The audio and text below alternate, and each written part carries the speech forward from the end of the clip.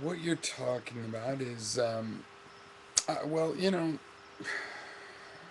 I don't use the word philosophy and the word psychology in this distinction you do.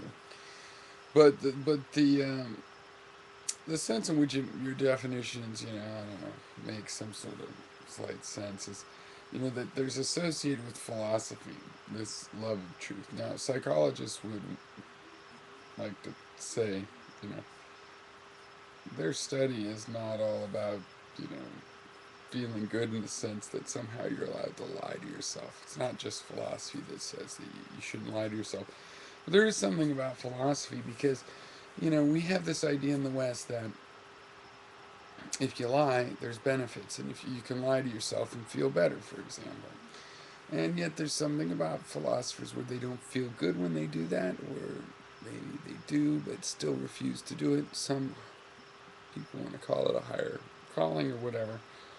Some love of truth, and there's this idea we have to explain that, like how dare we like truth when it's so dangerous and feels so bad because the truth is hard, the hard truths.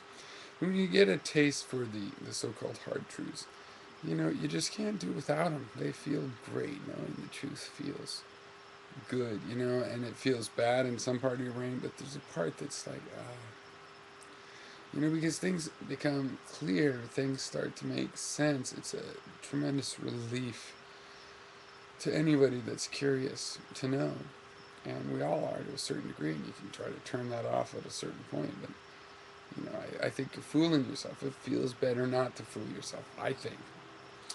But, sometimes it doesn't feel better, or I even look back and it's like, oh, yeah, never really felt better. I just did it because it seems like, in other words, truth is an ideal,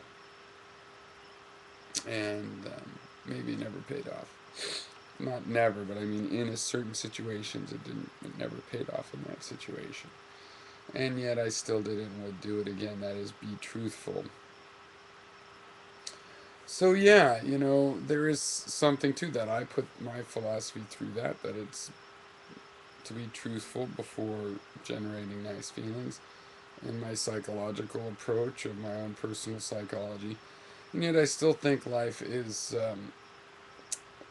closely related to philosophy. How you live your life is related to your philosophy. That's your internal. The difference I see between psychology and philosophy is that psychology is about looking at other people as objects from outside, objectively. How do they behave? What is their philosophy from that point of view? Whereas philosophy proper is psychology from the inside. I'm me. My philosophy in terms of my being inside the creature. So that's the distinction I see. Not that one is more or less for truth, but in terms of this distinction of preferring truth to comfort or immediate comfort, um, I agree. I think it's pointless and to fool yourself, but also admit that I feel that way.